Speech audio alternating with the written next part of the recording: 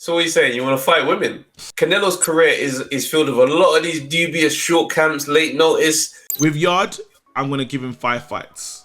You remember that. Tunde Ajayi, Anthony Yarde. These men came out. They've dropped another video. The video that we've been waiting for. Yo, look. I can do it like money made, glamorous ting. 12 round unanimous ting. Casual fans on the analyst ting. That ain't KG and Travis's ting. That's undefeated, undisputed like Lennox. Do it on points, jab your head off. Who tried to say that AJ fell off? Must have never had Nigerian jello. Yo, what's going on, people? Welcome to another episode of the Undefeated podcast. The only podcast with 2 undefeated fighters. Chatting it up. Listen, guys, make sure you like, subscribe, share, tell your friends, tell your cousins, tell your brothers and your sisters and nieces and nephews. This is the podcast. You told no lies. You told no lies, bro.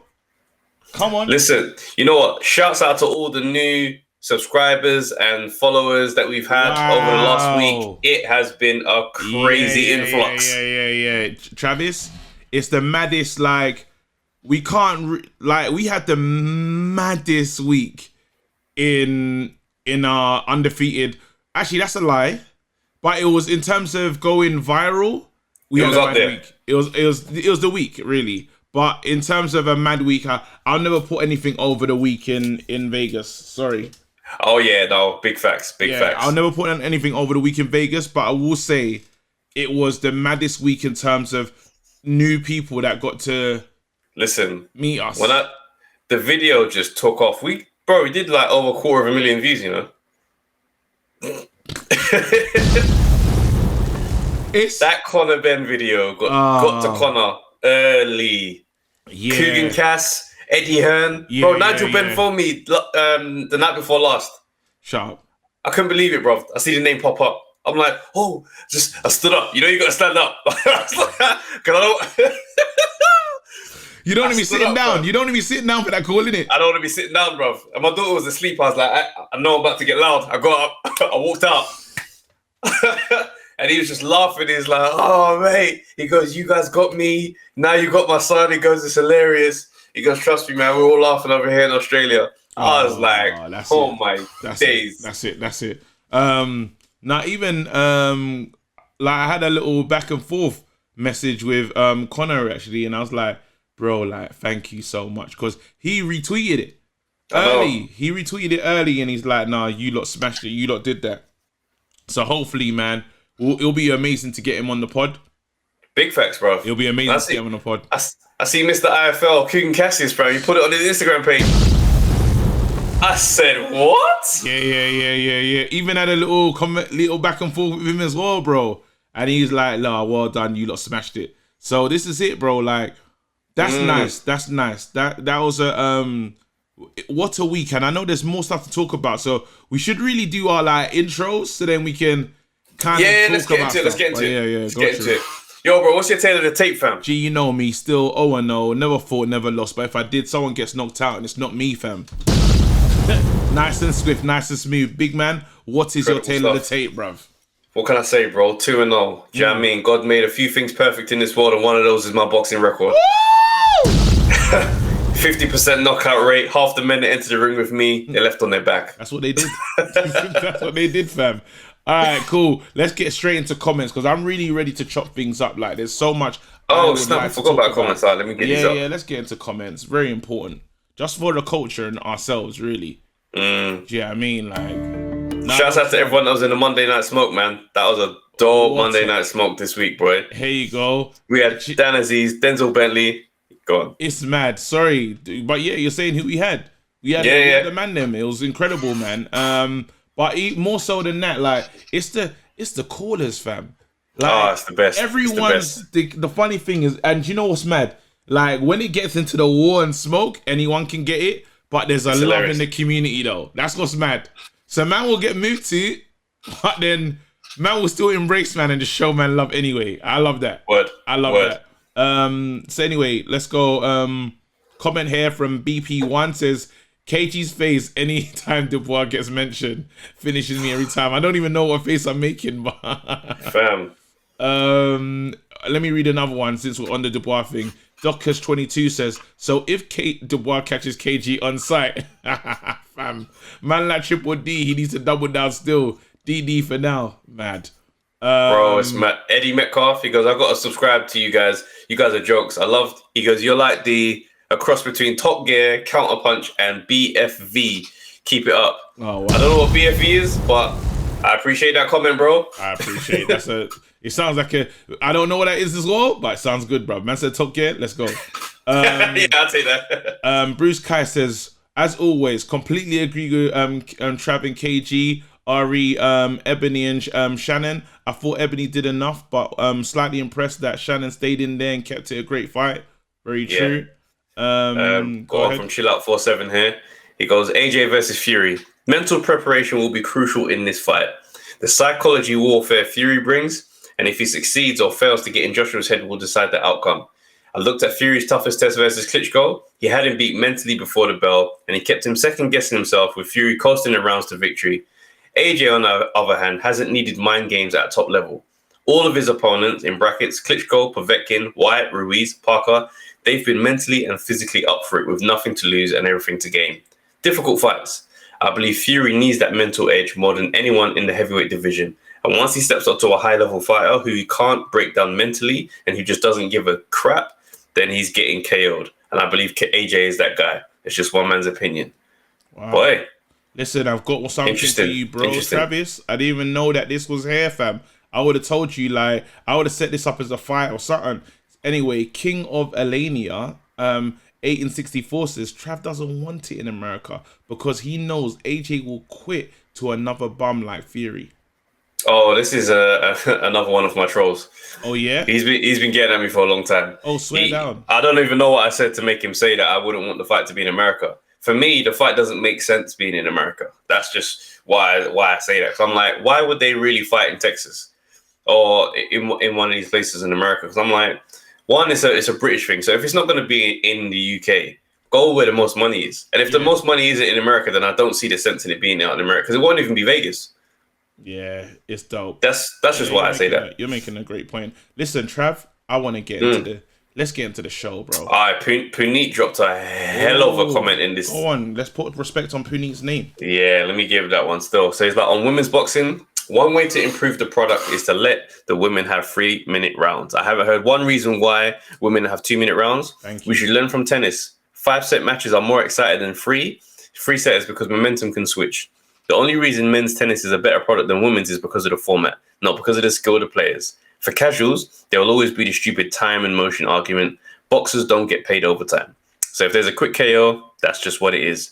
But 3-minute rounds aren't about putting in the same effort. They're about giving boxers the same time to set traps, test the endurance, and think for themselves without the corner in their ear. Only Eddie's made any progress in women's boxing, and it's largely been on Katie Taylor. He can't magic up credible opposition if the talent pool isn't there already. So we might just have to accept that it will take a while. Until then, women's boxing has to be more visible and it has to have great fights. Yeah. And they might have to meet the same opponents many times because that's just what it is for women right now.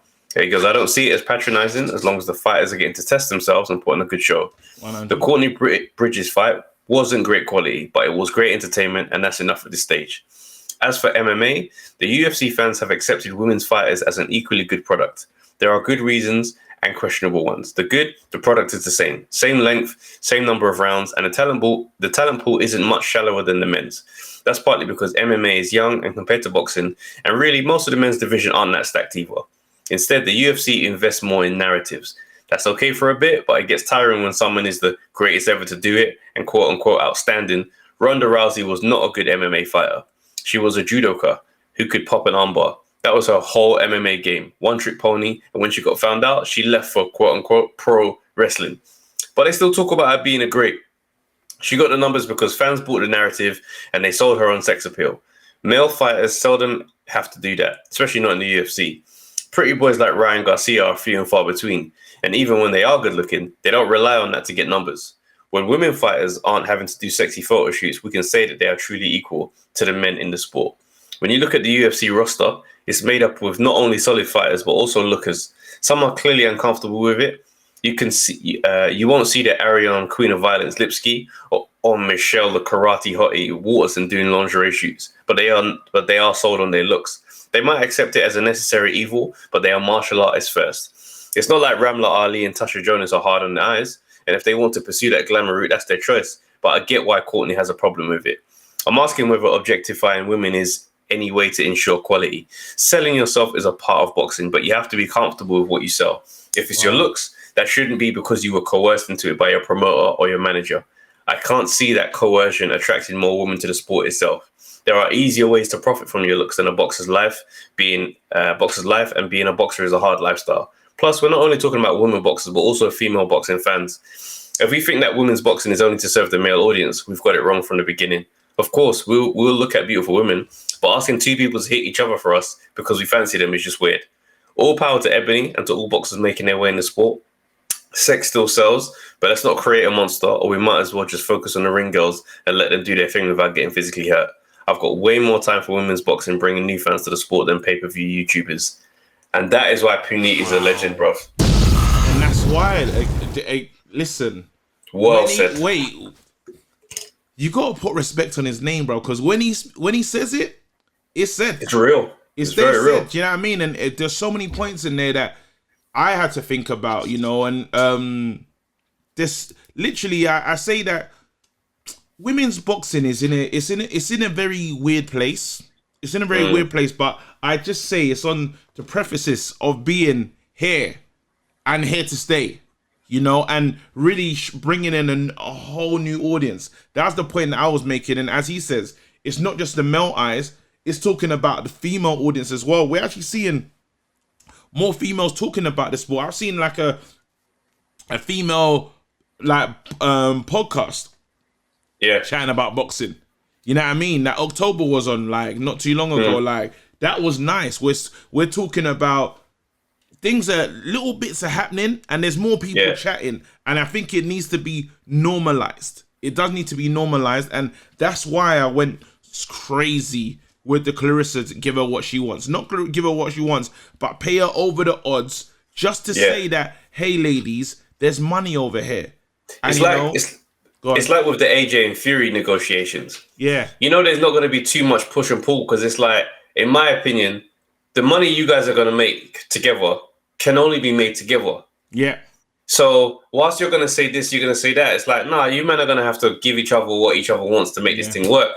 And so it's like with the Clarissa Shields and Savannah Marshall fight, if they give that energy in the promotion, that fight could potentially headline, or if not headline, chief support. It can headline.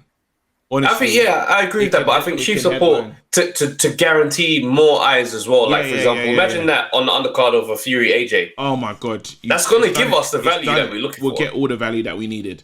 And it will, and there will be a rematch where the rematch can just be as is. And it doesn't have to be on the back of an AJ card. It's like, or any card. It could just be like, here we go. You know, that's now you're talking. That was that's a great idea. Because then you say in the rematch, we saw it was the sparks are flying. Let's go. Like anyway, onto new conversations, bro. Let's do it. We're here to pod today, so I'm gonna ring the bell. All right, so let's do this Jake Paul conversation. All right, cool. Let's run it. So he knocked out Ben Askren, fam. What the hell is Ben Askren? I mean, I feel like I've been saying this. Do you know what I mean? Like about him knocking him out or battering him, because I'm like, boxing and MMA. Boxing is not one of those sports where transferable skills. It doesn't happen like that. Yeah. You don't tell me you're good at UFC and you should be able to box. If you ain't been boxing, you can't box. I'm not going to assume anything. So when I'm seeing this fight, what let me know that this wasn't going to go great was the training videos and then how his body looked for the weigh-in. Oh, my God. When I'm seeing you show up with the dad belly, I'm like, you're here to make peace. Professionalism, though. That's what it comes down to. I look at that and I say, you know what? He let himself down. He let his the UFC community down. Like, he let a lot of man down because at least make it... He's made it harder for the next person to come in and take that check. Now, I'm saying, if you say that Jake Paul's going to fight a UFC person, immediately, I'm going to be like, I don't care. You know? So sometimes it's like, you done the money grab, but at what cost? You know? Because now, are we going to believe in the Jake Paul product? And I think Jake Paul almost has done himself harm in that. I don't think it's that bad. I don't think it's that bad. What do you mean? Talk to me. Like, you're saying, like, messing up the products, but I'm like, I don't think he did that. I think he just made the MMA community look a bit nuts. Yeah. Do you know what I mean? Because it's like, your guy got sparked out in one round. It looked awful. Like, a lot of MMA guys came out to say, you know, he's not the best striker, he's not this and that. But it's like, fair enough, but come on, you're still a pro fighter. Do you know what I mean? And, but you know, we've seen Askren take real blows to the face, like elbows and everything. That's what I'm saying. So that gives Jake Paul the ammunition to be like, listen, I'm taking this seriously. It's crazy, though, because I think what's going to happen is Jake Paul's going to give us more of this. He ain't fighting a real fighter for a good while. Yeah. You can do that, though, because what is he 2 fights, 3 fights in? 2, 3. Well, let's see. He fought, what do you call his brother? KSI's brother, Deji. I don't know how they sanction that, because I know Deji weren't the same way. And what's mad is Deji bloodied him up more than Askren did. Did he bloody him up? Just a little bloody nose and that. Madness. So, yeah, Deji, I think he lasted longer, innit? So Deji, then he fought the other YouTuber, Van Gibb or something like that. I can't remember. I don't know the name. Then he fought Nate Robinson, and now he's beat Ben Askren. It's gonna come to a head at some point. Yeah. So he's now looking at. It's like, what's next? That's the question I always ask myself. Like, what fight does he need? Does Conor? Because one fight that does excite me, I love to see how stupid it gets, is a YouTuber versus Conor McGregor, just because. The weight is too much, though. I know, but then, man, no one's serious. But he's like 13 and a half stone. That's big compared to Conor. Conor was what, 140 something pounds? That's like 50 pounds, fam. But again, like, you see with these men, yeah, not like on some catchweight thing, but these men are not like, no one here is serious. I don't even think Conor McGregor takes combat sports serious anymore. From when he's had that, after that Mayweather fight, is like, I've made all the money in the world. The Khabib was a mad thing anyway. But after just having certain fights, he said to himself, you know what? I'm in this for what I can get from this game. Can he get the most YouTube, like the most dirtiest YouTube following in the world from doing this? Yes. Will it be the most watched fight in terms of these communities, bringing them together? Hell yes. Because now what's happening with Jake Paul is people are waiting to see Jake Paul get knocked out. People can't wait to see it. You know what I mean? There's an element of people saying, I don't like him. Don't like his brother. Someone knock him out. You know? How do you feel about him? I'm indifferent to him. I don't care. He doesn't. I don't think about him. Like, unless I actually do not think about him. Like, That's where I'm at. Like, I see a lot of really strong takes about how they can't stand what he's doing to. I'm like, I don't feel like that at all. I don't feel anything. Not passionate about this at all, because I'm looking at this, I'm like, if anything, I like what he's pushing people to think about. Yeah. He's pushing fighters and people behind boxing to think about production and followings and appealing to audiences. Yeah. Because let's be real, the boxing business is what's getting in the way of the wider success that boxing has. Yes. Do you see what I'm saying? So, you know, the fights ain't being made. People having to wait years for an obvious fight to be made. Mm-hmm. But we got to watch you do that over there, watch you do that over there, and follow your post-fight interviews and forever more nonsense. So now we have someone who's just like, well, I've not done any of the stuff you men have done, and I've done 1.6 million buys. Whether or not that's true, it forces everyone to say, all right, you know, we need to probably get ourselves back in order and get the thing, the product correct again. Yeah. Yeah. So I like what he's forcing these men to think about. You know what? Like, end of the day, Jake Paul's gonna keep Jake Paulin in it. You know what I mean? And hopefully, it turns into something that's gonna really spark my attention. Nate Robinson, what a night! I won't forget that. That was the Mike Tyson night, though. To be fair, so they came off the back of the Tyson Jones. Oh yeah, they did, didn't it? So that's why we stayed up. But I'll be honest with you, I didn't stay up for the Askren fight. No desire. Hell no. I watched that in the morning, fam. Call that in the morning. Who's staying up for that nonsense? That's what I'm saying. But if they put Tyson and someone else on there, I'll watch that. Yeah. But I imagine that Jake Paul's community was there. Yeah. That's a different group. Yeah, that's not pushed to me. That's fine. No, that's not. Let's go into talk to me.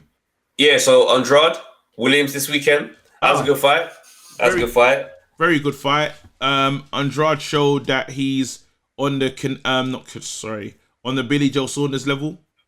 He showed me that, you know, that's the fight that I really want to see. Not really Billy. I can agree with that. I feel like that's the perfect warm up for either of them to get them to say, "Are you ready to mix?" But but I mean, you're saying that like the Billy Joe and Canelo fight is not like confirmed. That's happening on May 8th. I know that's a problem for me. That is happening May 8th. Nah, you know, I don't think it's a problem. I think this fight should have happened a long time ago. That it happened. This is the issue. That's the problem for me. You know, when we're talking about, there's a video of us in some mad teaser thing. Motor video. A mad yeah. And there was a moment when we was talking about Billy Joe Saunders, active Billy Joe, some time back where 160 Billy Joe. There you go. There was a time and then that Billy Joe was different. Now we're both saying that we think he could beat Canelo and Triple G. That Billy Joe was different. Now we've gone further down the line, and Canelo not only has had the fight with Triple G, but he's had a lot more fights off the back of that and been the main show. Yeah, we're not fighting the same Canelo anymore. Yeah, that's my issue. We're fighting heavily, you know. I'm not going to get into that typical old conversation about the beef thing, but we're fighting a very charged up Canelo with a different belief. With a different belief system. He's gone up and beat man. He's come down and beat man. Like he's battering everybody. Like there you go. This is prime Canelo right now. That's right. So it's very tough. I mean, I do believe he might be the best suited person to do it. Yeah, because his whole thing is not based on, all right, I'll catch him. Because catching Canelo is a proper tough thing. And then on top of that, you actually have to make it count. Yeah. So I think he can boxing lesson him, because I imagine he's got quicker feet than Canelo. You're gonna give Canelo a boxing level? Lesson. as in he. If anyone's gonna be able to do it that way, that it's gonna be him.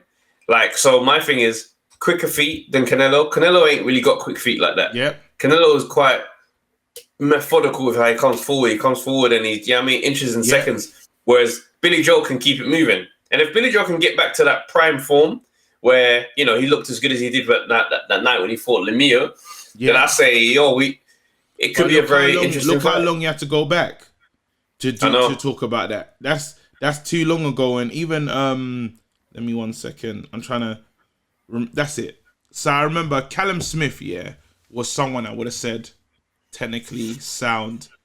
I would have said, if anyone would have been a nice fight for Canelo at a time, not Callum Smith had a few fights where you're like, oh, that wasn't a good showing. But to defend Callum Smith, he didn't have a long camp. Even still, but typical Canelo to give these men a short camps. Then you ask yourself, Callum Smith versus Ryder. I don't think Callum Smith even remember. No, I agree with that fight. I don't think he won that fight myself. There you go. So you go into that. But Canelo's career is filled with a lot of these dubious short camps, late notice, short notice. That he's got a lot of these stars against a lot of his wins as well. But now look at this though, and I hear what you're saying, but then you look at Callum Smith's record. You see Callum Smith for let's say in 2019 he fought in June, The next time he went out was against Ryder in in November, Then the next time he fights again is December next year, bro. This is what I'm talking about. This is not saying it's similar with Billy Joe, but it's just saying you gotta be more active going in there against someone, because I don't like the excuse of I wasn't ready. I don't think Billy Joe's gonna come with that. No, but you can say that having that the same way we talk about the Tyson Fury excuse that's already locked in. He hasn't had any warm-up, tune-up fights. Do you know what I mean? Literally, this guy, Billy Joe Saunders, is not tuned up enough. But they say for me. But people got Billy Joe Saunders down in the same way, kind of like he'll be there for the big fight. Anytime he has a performance and he doesn't look great, they're just like, you put him in with a top level of caliber opponent, he'll be there. So I don't think he gets to have the excuse of, oh, I wasn't active. I think, yo, this is the big fight you've been screaming about wanting. No excuses. If he wins it, like, I will take my hat off to him, literally, and I'll wear a hat. Do you know what I'm saying? Because it's one of those fights that I just don't see it for him. I don't think he's done the correct preparation, but who knows? He knows, innit? Does that Martin Murray prepare you for Canelo? Nah. If he's a big proponent guy, this will be the fight that wakes you up. After this, there's no excuses. Yeah. But what I don't like is that obviously in the interview, Billy Joe was saying how, he wanted to have, and he agreed that there'd be an English judge, an American judge, and a Mexican judge. Yeah. He's now recently heard that there's no English judges allowed. So it's like the writing's on the wall for what that scorecard might look like still. So I don't know how that affects your preparation mentally. And this is it now. And if you go down to it, out of 30 fights, only 14 KOs, bro, from Billy Joe Saunders. He's not a banger. He's not a banger. That's telling me his points. How are you going to go and get a points decision in Vegas? That is the maddest place to go for that. Like, it's going to have to be so obvious. So, and how you, what we asking? Look what we're asking for. We're asking, Triple G should have got the points decision in the first one. It never happened. Are you telling me that Billy Joe Saunders is going to have Triple G work rate? Yes, very techie, bro. It's looking nuts. Again, I just hope that he does a performance that he can leave with his head held high. I'd like to see him win. I like Billy Joe. I do. I'd like to see him win. And more important, and not more importantly, but I really want to see the Eubank Jr. rematch. Oh, I love their rivalry, bruv. I think it's the best. I think it's amazing. I'd love to see them fight 2 more times. No, but you can get that again without him winning. No, I know, but I want the stakes to be higher because. Okay, I understand what you're saying. Yeah, Eubank Jr. and Billy Joe for a title. Oh, fam. You know what? Billy Joe Saunders would be a funny champion to watch. I'm here for the entertaining champ. But I do like Canelo though, and Canelo's English is coming a long way, bro. Like a long way. Like he's fully can speak English if he wants to. Yeah, now this is less about Canelo than it is about more me wanting that beef to be out of control. I want Billy Joe and Eubank Jr. to fight 2 more times just so that we can get the press conference and the post conference and bro, I love their beef. Yeah. You know, I'm always going to try and back the home fighter in it. And end of the day, Billy Joe Saunders, that would be mad. I haven't even fathomed the world when Billy Joe is literally holding all of Canelo's belts. What is that? Oh my God! What is that? That boxing's on his head. What does that look like? What's that, May 8th? The rematch in the UK with Canelo fighting in the UK. Okay. You know, I'm not getting too ahead of myself on what that looks like. Even though I'm a Canelo fan, I'd love to see it. Oh, bro, come on. How can you not? That feels mad. Canelo in the UK to get his belts back. Amazing. I love it. It'd be wonderful, bruv. All right. And it's like, that's the uppercut. That's the shake-up that we need, man. But let's look at this. Go on, carry on. No, I was going to say, I think we need it. Do you think so? I don't just want Canelo to beat up everybody until the rest of the time. No, fam. Come back and have a rematch. Get your belt back off of someone else. It would be kind of cool, innit? It'd be dope. You got me, bro. But it's not going to happen. It's not going to happen. We're getting ourselves for no reason. Yeah, we'll see. I'm not hopeful. Yeah. But guess who's back, though? Talk to me. Evander Holyfield, fam. I heard that Tyson turned down some money. Fam, Tyson turned down some money, apparently. But Evander Holyfield is back to fight this guy called Kevin McBride. He's the one that actually beat Mike Tyson. Yeah. And I'm watching this. It's mad. I'm watching Holyfield. Holyfield's like, Holyfield's like, what, 58? Yeah. It's, you know when one of the things that you look at and you think, I don't want this to be good. I don't want this to continue happening. Like, I'm not really excited by what this is going to look like. Yeah, 58 years old. And it's mad because they did like a press conference and the whole time they just talked about Tyson. Useless. Absolutely useless. The whole time they just sat there chatting about Tyson, and it's just like, what does this look like afterwards if say you win and Mike Tyson, we want to get the title. Everybody wants the Tyson fight, fam. Yeah. But then Tyson's made himself the cash cow in his 50s or however old he is now. I'm surprised that Holyfield's chasing down Tyson though. Or is it just the money? Like, what is that about? I think he's got money issues. I'll be honest. I think there are some money issues right now for Holyfield because his level of desperation for how bad he wants that fight was crazy, bruv. But 25 million, I'll fight a lot of man in my 50s. Yeah, of course. I mean, he would never have imagined another payday like that coming back around. So why not? But do the people want to see him and Tyson that bad for 25 mil? Fam. Do you want to see it? Do you want to see... I could deal without it. Like, I saw Roy Jones versus Tyson. I was like, Yeah, I mean, you know what my thing is? I know Holyfield's going to come to fight for real.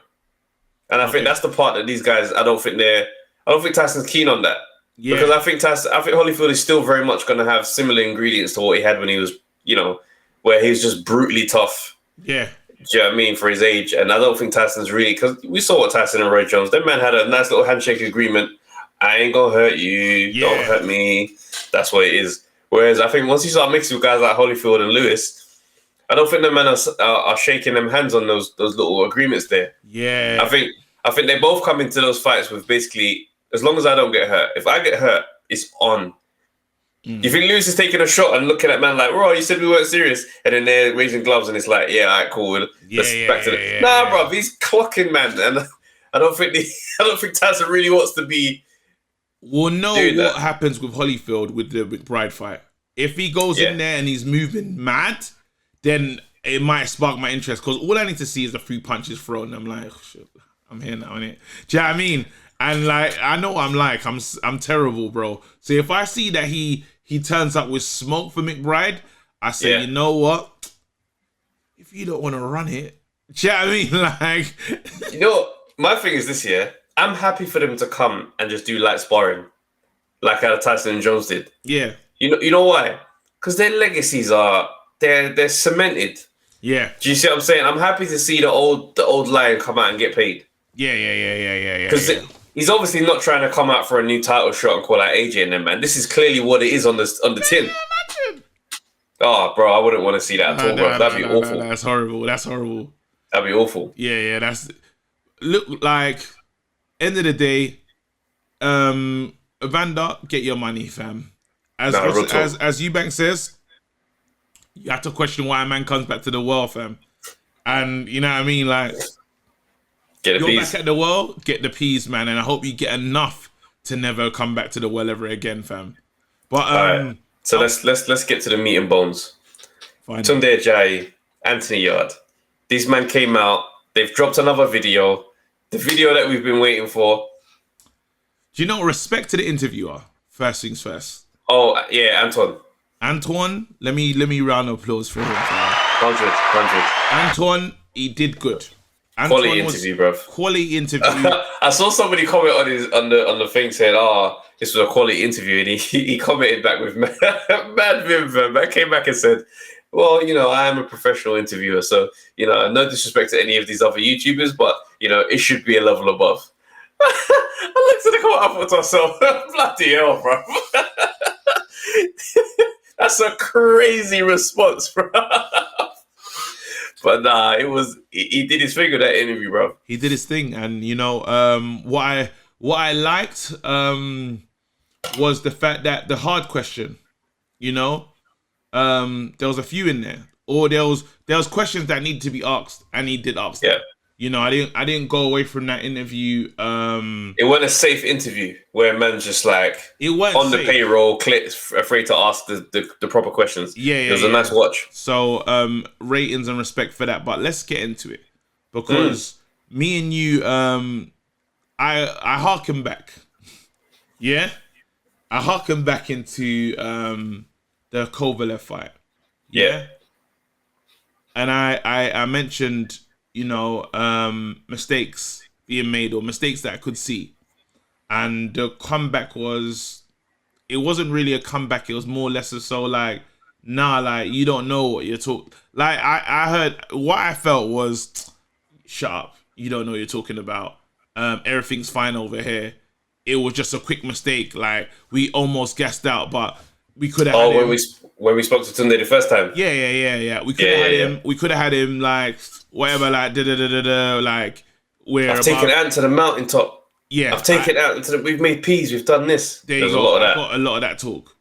Then we had Lyndon, and remember, then I said, this is what I said. I even said it to the man on the pod. People know. I said, you know what? Because I learned about the relationship between boxer and trainer. After sitting down with Tunde, I said, all right, cool. Like, no, after Spencer. Because remember the Explosive Spencer episode?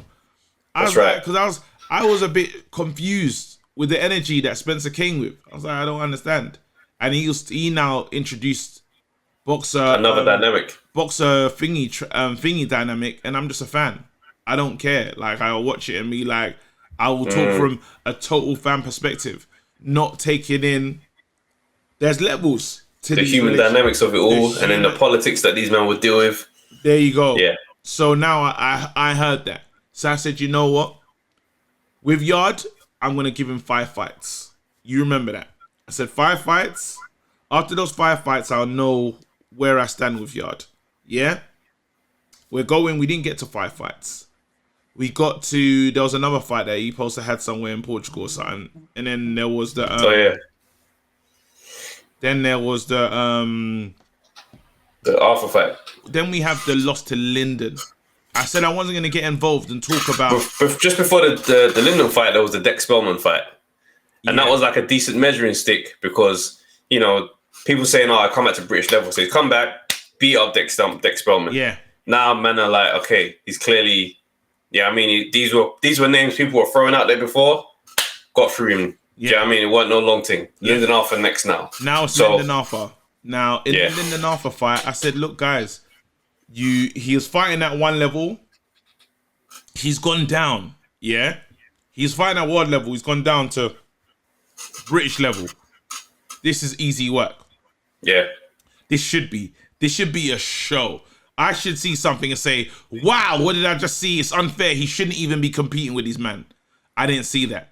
Yeah, and I was trying to raise this thing. I was trying to say this, and I was met with the same things like, you don't know what you're talking about, da-da-da-da-da. But finally, when I watched that podcast or that interview, I hear accountability. And I said, my biggest issue with both of them in the camp is no one's taking accountability. You don't know you've done something wrong until you say it's been wrong. And finally, I saw... They said, I've made mistakes. Yarde said, I have made mistakes. So it's not Tunde's fault. I've never been in the camp of, bless blame Tunde. I've been in the camp of saying, this is wrong. This whole picture, whatever you want to call it, the fact that you're not sparring properly, the fact that you're guessing out or you can't deal with a jab, all of this is wrong. The fact that you don't recognize that that you're losing in this fight is wrong. Even the fact... Like, so I was arguing when at the end of the interview, and Tunde was like, we still won that. No, you didn't. You didn't. Because there's levels. I should see, it should be clear as night, that clear as day, sorry, that you won that. And it wasn't clear. That's a problem for me. Go ahead.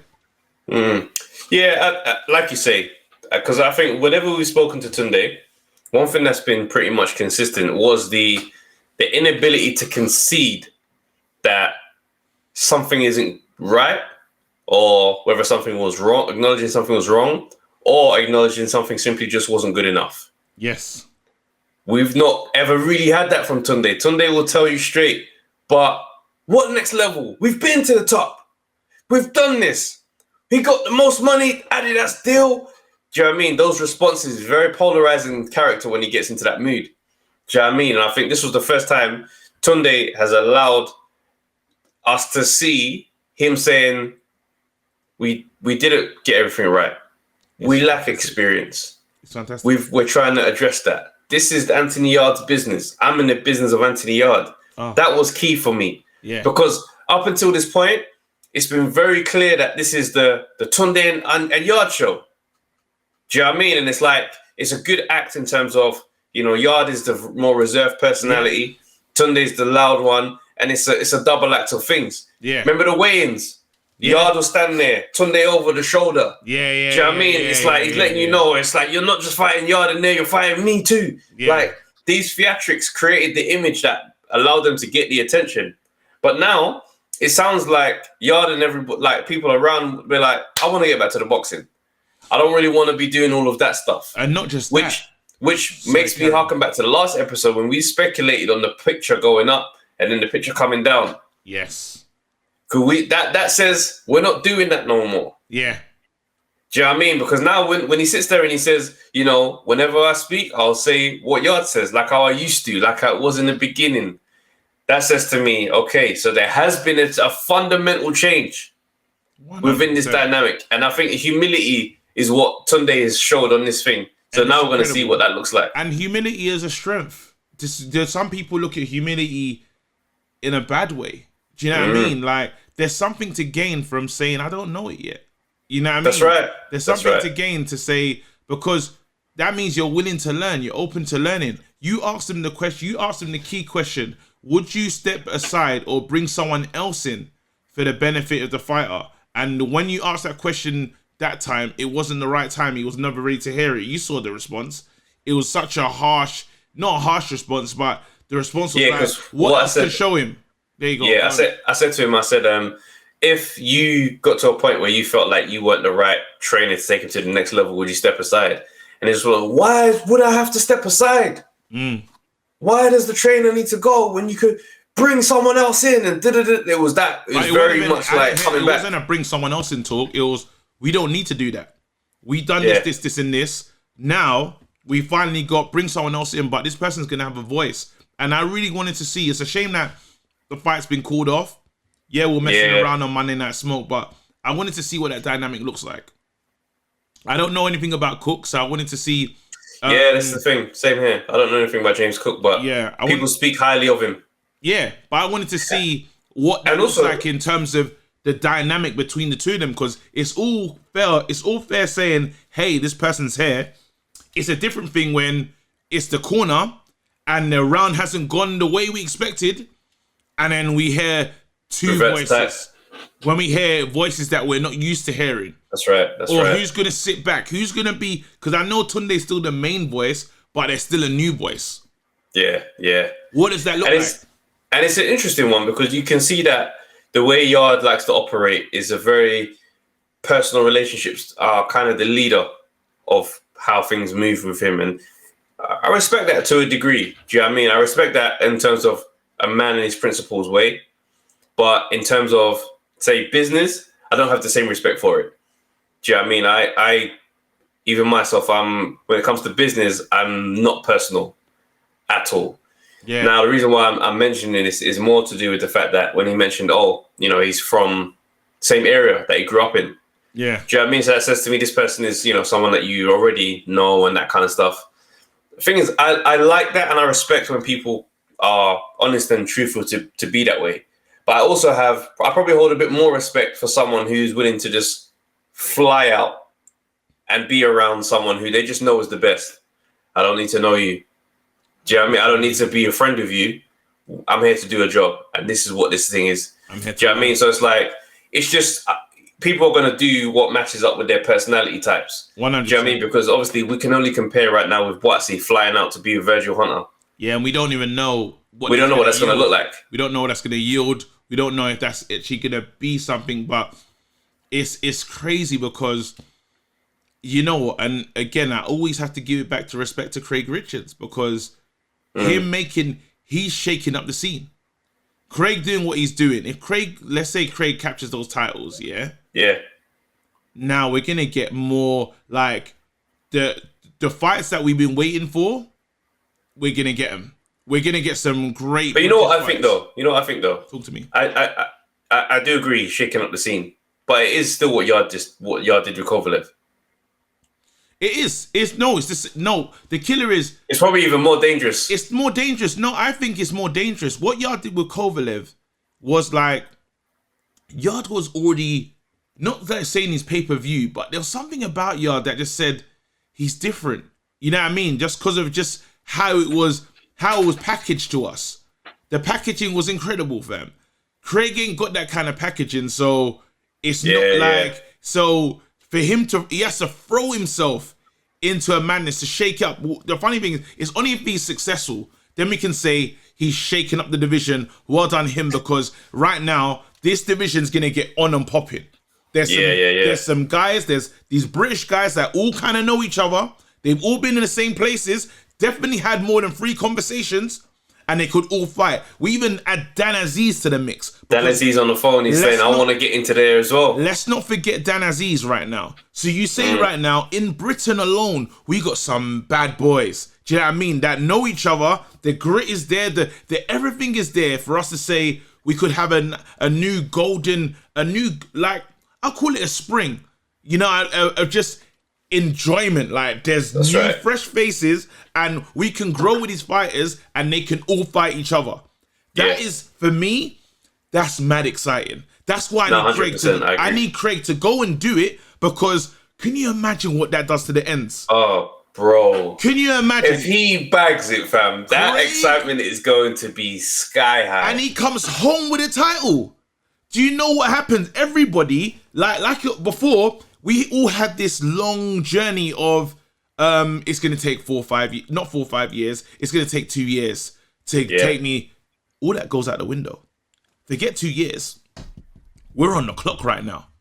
And I think I love it. Craig Richards, if he bags the belt, right, I think he improves dramatically in his first defense. I can see that switch going off for someone like him, because he's very much like no nonsense with this dedication. No. Do you know what I mean? So I can see that characteristic being there, and it does spice things up big time. It spices, because Buatsi's got to say I'm back, and let's be real. Eddie Hearn, there's one fighter that he's bet the house on, and that's Buatsi.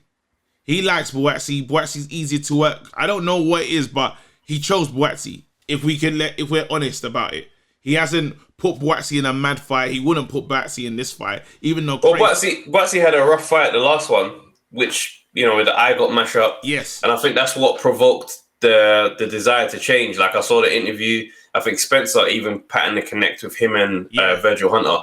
So now he's out there clearly addressing the defensive side, because it's like we know he can go forward, but if he can't defend, you know what I mean? If you're in there with a bigger hitter, which is why. When that fight did happen, when people were like, the Yarde and Buatsi thing, I was like, one thing I never do is discount how a fighter loses before you start talking about him crazy. Because look at Sean Porter. Sean Porter might lose to the elite guys, granted.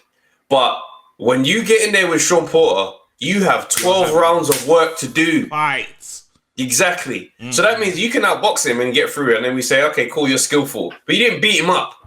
So we're not going to talk about Porter like he's some nobody. Yeah. Which is my same thing with Yarde. Because I'm like, cool. So a couple man gave him a jab and he couldn't figure out how to get around it. First time he got tired. Second time round, he didn't get hurt. But in both fights, realistically, do you know what I mean? The Kovalev fight with that gassing out, that was clearly fatigue. I hear what you're saying, but it's. But my thing is, no one's beating up Yarde. Who have you seen back him up or hurt him? It's different because, again, when you talk about Porter, you're talking about someone that Porter's way of getting busy. I'm talking Porter's punch variation. All the stuff that he's doing in the ring is completely different to anything we've seen Yarde bring. So that's why I will never put Yarde. No, it's just a similar example.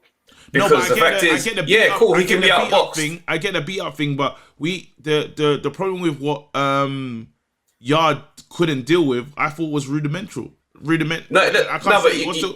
you might be underestimating what it is to deal with a good jab. No, I'm not saying not deal with a good jab. I'm talking about making it. We're talking about him being elite. We're talking about him being what Sean Porter's not elite, but he's underneath them the bad boys. He's just underneath. I know Yarde, with Yarde's drop down of not being able to beat even a man on the British level, you can't put him in there, and he hasn't even got a good amateur experience. But the reason why it still counts is because it's the same characteristic that beat him at the top level that beat him at that level. So that says I have an issue with this particular thing. So it means anybody who occupies this game plan is going to give me trouble. But that's the problem with Yarde. Isn't having a good jab part of one of the fundamentals of this boxing thing, though?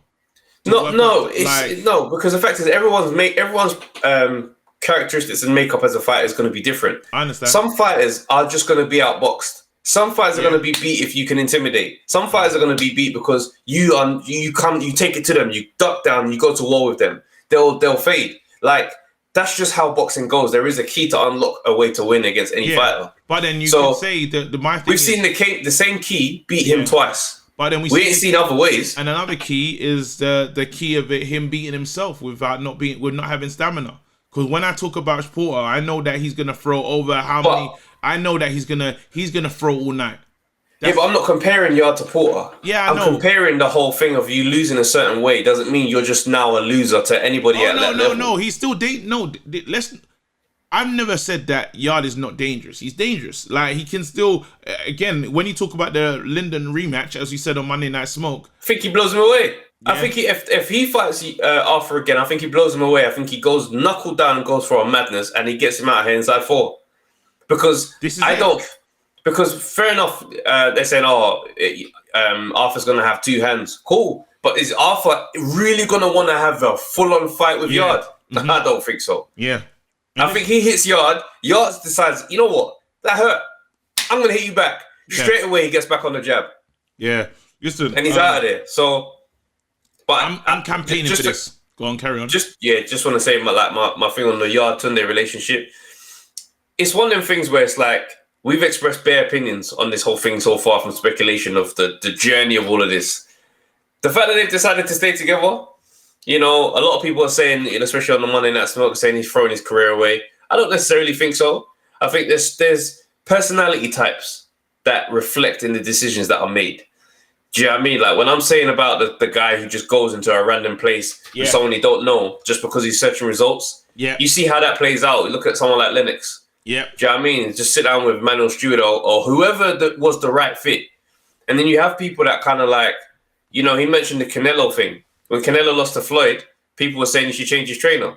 And now Eddie Reynoso is someone that we're talking about, like, he's one of the top guys. He's renowned. So I don't know how this thing is gonna go. But either way, Yarde is gonna have to live with it. Yeah, no, 100%. And I think because we need to even deeper. We need to go a step deeper with this in this deep dive.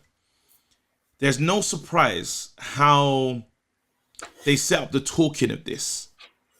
So Yarde was in control the whole time. It was now, and every time we've seen them before, Tunde's been the mouthpiece. I've heard Tunde more than I've heard Yarde. That's the most I've ever heard Yarde speak. Especially when they've been together. Especially when they're together. Tunde understands the new position now. Him coming out saying, I work for this guy was fantastic. Even Yarde, there's so much I respect Yarde for, because it'll be easy to look at one part of the interview and not taking all of it. What he said was, I was mourning. I was running away from my pain. That's what he said. And the most honest part of Yarde's interview was the end when he said, I shouldn't even have done this. When he was talking, it's like, look at my year, like, this is like, it's all been rubbish. Like, he almost kind of, not like spiraled, but he was seconds away from all of it. And the part of him said, I wasn't awake to what I was feeling, And then I went in there and fought. I put everything on the line, and I had to remember, this is about me. And him going to Dubai or wherever he went, because I know he's in a few countries, but him going away and sitting down and looking himself in the mirror saying, I haven't mourned, was the realest thing he could have done.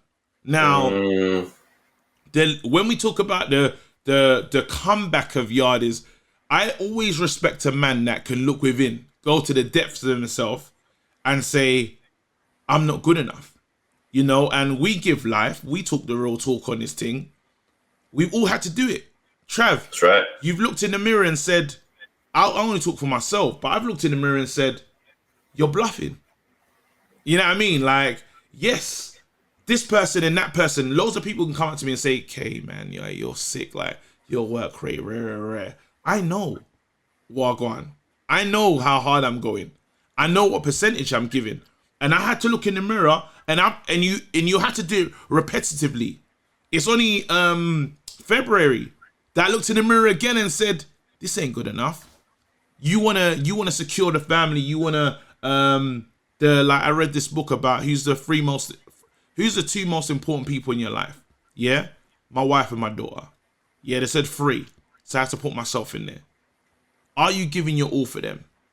No, and I work hard. But how big's the dream? Do you see what I'm saying? Now, if I can be that reflective of myself and then come back and then push and dig in, be afraid of the man that I'm going to be. And that's it. Now we're talking about with realism, with Tunde saying, I failed, I messed up. And with Yarde saying, hey, I failed and messed up and I was dealing with pain and trauma that I hadn't dealt with. And he's over that and he's ready to walk into the future. That's a dangerous man. That Lyndon ain't meeting the same man that he met that night. It's a whole new opponent. Yeah, I mean, it's a whole new opponent. So like, and it's a whole, even to approach what it took to approach Tunde and say, this must change. What was that? You must change. Go on, carry on. To say what I thought was powerful was when Tunde spoke and he said they had a few weeks where they didn't speak. Yeah. And he said that was a crazy time because that never happens with their relationship. Yeah. Since the beginning. So suddenly it's like raw. And I feel like, you know, he came face to face with the reality that this could be over here. So he's looking for change. We got to find that change. Do you know what I mean? And I don't necessarily think it was from a place of, I'll be out the game, so let me cling on. I think it's a thing where it's like, now you have to sit down in that silence. It's only in that silence where the truth is. Yeah. Do you know what I mean? Because like when you're in the midst of the noise, the hype can gas you up and you can think you're anything people tell you. Yeah. But when you're sitting there in silence and darkness and there's the crowd and everybody's gone home, that's when it's real. So when they now are away from each other, Yarde is looking at everybody on an individual basis and saying, what value do you bring to the situation? So then what happens? Everyone who's on the receiving end of that question has to say, this is what I've brought so far, but this is what I'm going to bring now because I'm committed to growth. And that was the main thing that I wanted to highlight from that dynamic, was that it doesn't seem like there's a commitment to growth as much as there's a commitment to each other. Do you know what I mean? And it's like, I'm thinking to myself, man have to be committed to growth because growth might mean separate or growth might mean bring someone. So if growth is the aim, then you lot will find what you're looking for. But if loyalty is more like the precedent, then we're in a bad place because there's certain people that growth means cutting off. Do you know what I mean? And it looks like here, they've done whatever work they've done and they've gone down and said, okay, growth don't mean parting ways. Growth means bringing someone in. But the fact that they're on the journey to growth says to me that we might be looking at something different. We could be. And like, for the beauty of boxing, for the beauty of the sport, you need it to happen. Like the cruiserweight division, for me, it's not exciting. That's why we're telling Coley as soon as he can move up. Get up to heavy. You know what I mean? There's a lot of man here. As I said, what we got Yarde versus Dan Aziz, Dan Aziz versus Boatsi, Craig Richards versus Yarde, Craig Richards versus Boatsi. Like we're talking Craig Richards versus Dan Aziz. And that's just the man them. Not even talking about outside of these men and how. And we don't even know who's going to get Bivol or Beterbiev out of here. There you go. This is what I'm saying. But no, that's with me with the permutation that Craig does his work done. You know what I mean? But it becomes an exciting division at home. It becomes an exciting division domestically, but these are big title fights. I'm here for that. Yeah. And these men are young. These men are young enough, not young, but they're young enough to have a good couple of years running this thing. Young enough to excite new fans. Young enough to bring in the casuals and just all sorts. Because these are men that not only look like us, they're from literally stone throw away, fam. They're from the ends. You know what I mean? Like you don't need to sell that fight.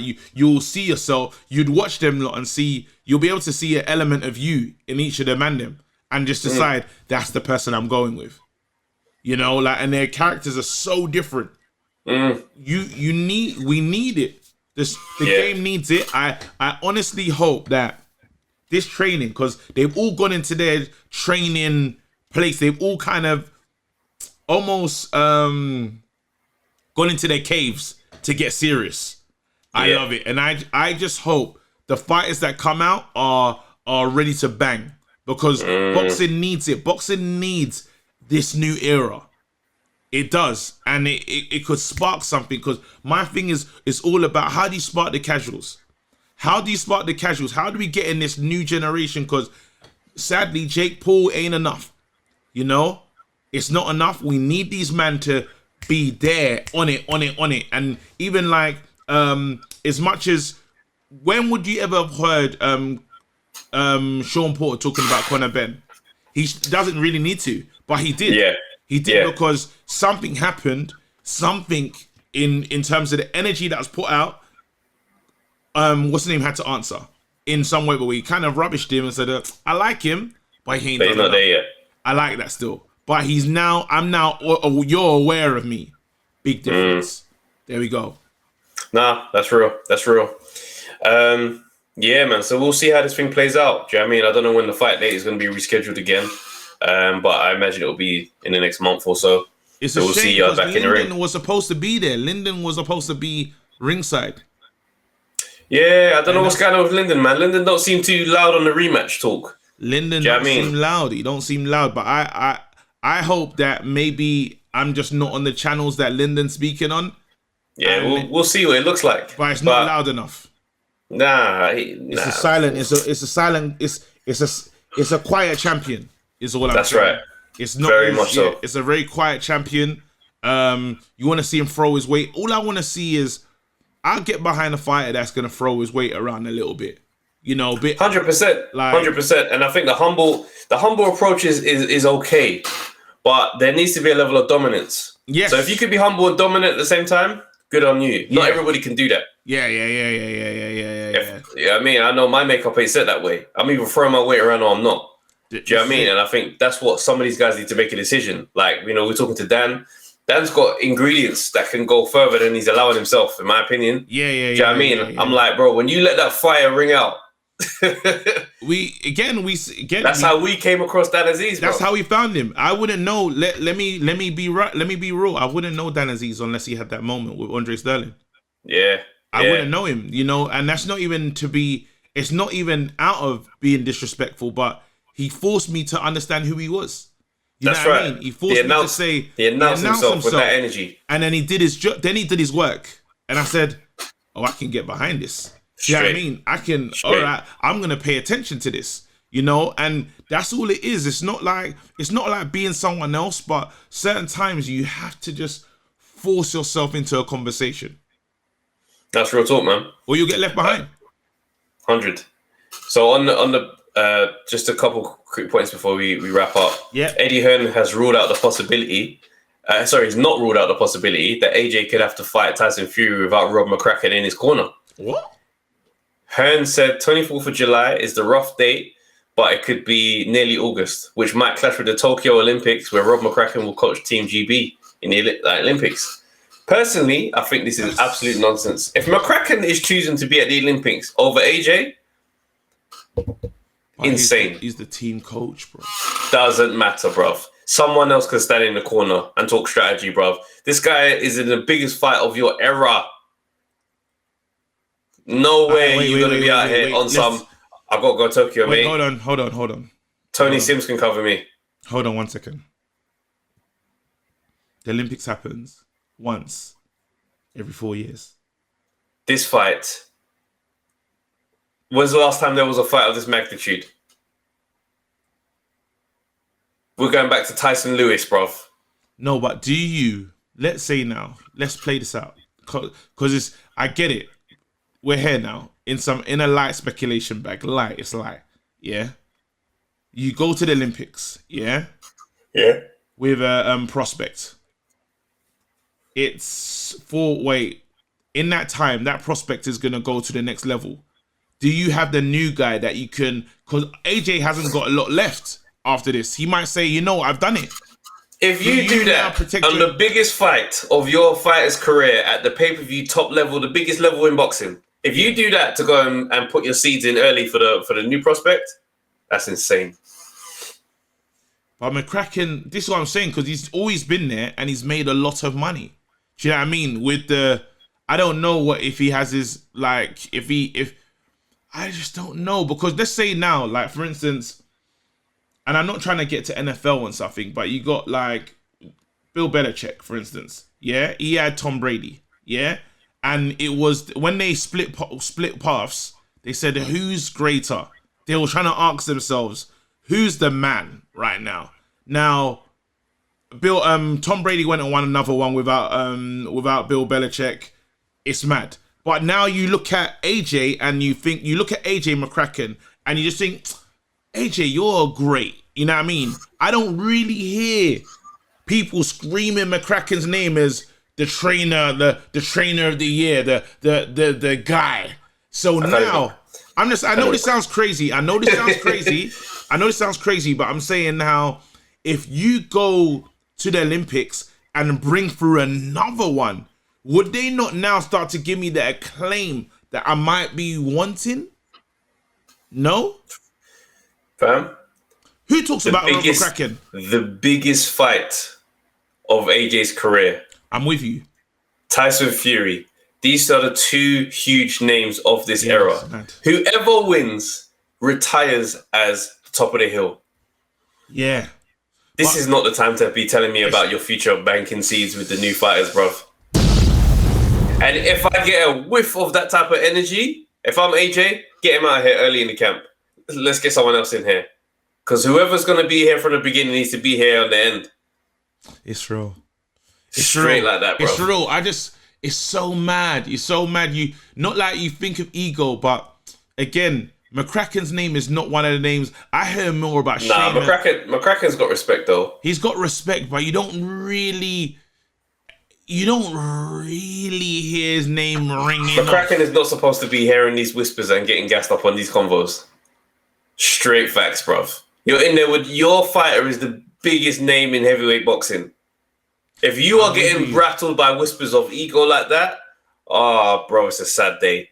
Ego is incredible, bro. It is. Ego it's the enemy. It's the enemy. Ego can make a man do a madness, bro. And again, like I hear more Freddie. So am I saying his name right? Freddie Roach. Yeah, his name rings off. I hear like there's names that when you hear these trainers, you know what time it is. But that's due to a number of different things, though. Like the fighters that these guys have, and they get to have access to in America. You got Pacquiao in your camp, and you've had Amir Khan. Like you've had more names, whereas the UK doesn't churn out that many type of stars like that, where it'd be out of one camp. You got the Ingle Gym, but you know what I mean. You can't put out there with certain man's reputations over there in the Kronk Gym and all that stuff. So there's other factors as well. Well, listen, I hope he doesn't do it though. I hope he actually like turning down the Tokyo Olympics as their head trainer, their head coach. You ain't even got to turn it down. Just have to fight with AJ and go.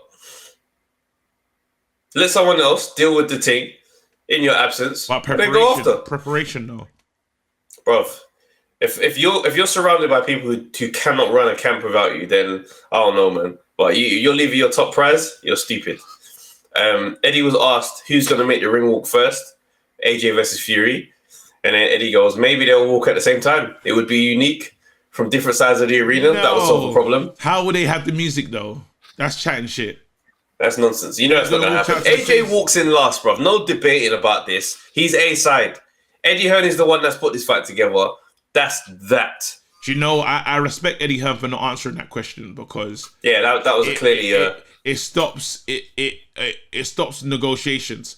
If you answer that question, say, "Oh, come on, obviously Joshua," everything slows down. Everything, them man will go. The Fury camp are going mad because they're already looking for. They seem to be gung ho and getting out of this thing as any way they can. Yeah. But we'll see.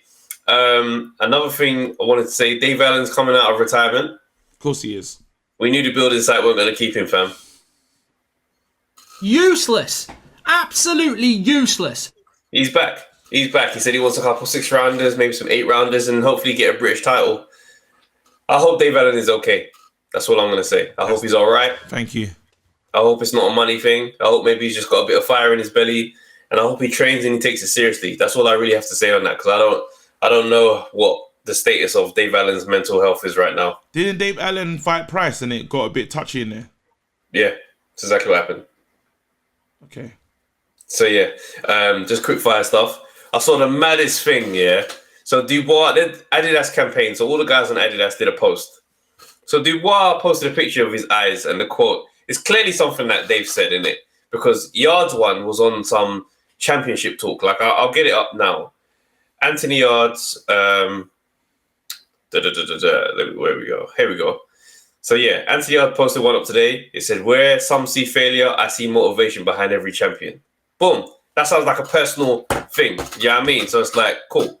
Dubois one, where some see gender, I see the possibilities of a level playing field for all people. And a lot of people read that in the comments. They're like, "So what are you saying? You want to fight women?" Like, Dubois, are you calling out Clarissa Shields?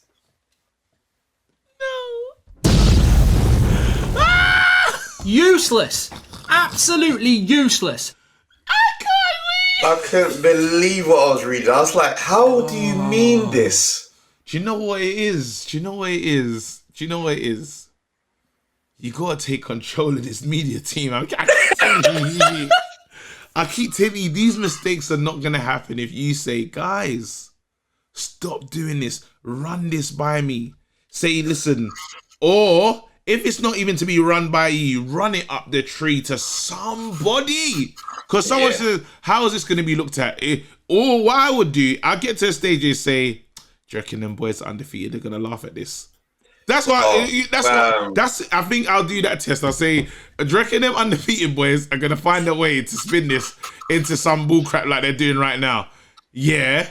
Bro, of course. Where some see gender, I see the possibilities of a level playing field. So who are you trying to fight, fam? Katie Taylor. Dubois, Savannah Marshall, July. Next. Up next. I'm like, yo, this is insane. I know. Boy, I was just like, I get it. No, what he meant was. Of course, we know what he meant. Wait. But it's just one of them ones where it's like, it just came out crazy. It was meant to mean something else. Where some people see gender, I see the possibilities of a level playing field for all people. Basically saying, put some respect on these women's names. Put some respect on these women's name. It was vague. That's the only problem. It was too vague. And you could have got you could have said something else. You know. Just to clear it. Yeah, it is what it is. Lastly, I want to get into this. Me and Travis dropped this thing called Comedy Central. It's about drunk history, black stories. Make sure you watch it if you haven't watched it yet. It's on Comedy Central, just so you know. Comedy Central, make sure you check it out. Now, a lot of people are hitting me up saying, "Hey, man, this is really funny." And I was like, yeah, it's funny, but you know it's true. And it goes, no way. A lot of people didn't believe it's true. Yes, that's right. It's entertaining, but hopefully that's some like an easier way to get history, right? And not to deal with like there's so many facts in there, and the British Board of Control, yeah. Let's talk about it. Look at yourselves in the mirror. British. Let's tell the story first, yeah. Go on, tell you. So Len Johnson. Len Johnson's he's a fighter who was fighting way back in the day, early 1900s. And because he was mixed race, one black parent, one white parent, he wasn't legally allowed to fight for a British title. Both of your parents had to be white. That was the rule, the color bar rule for British boxing at that time. Yeah. So as a result, he fought Ted Lewis, beat him in the ring, and wasn't awarded a belt. Yep. Now, when we look back on history on this, I'm like, why does that stand still?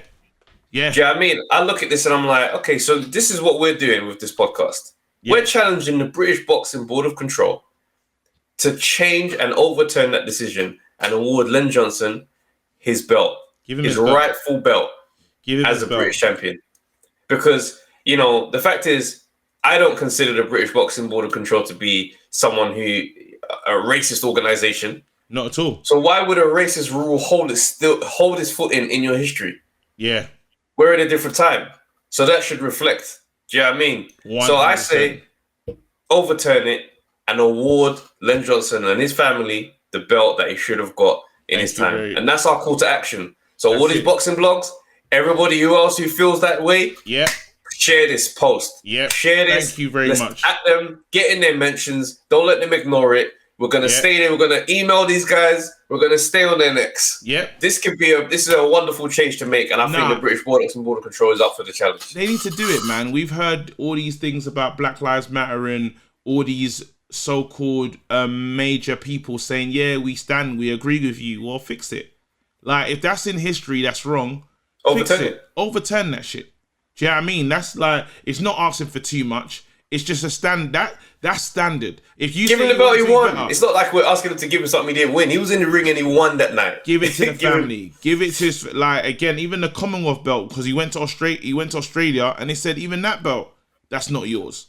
Like, there's so many things, like, it's nonsense, and it needs to be done, and only they can do it.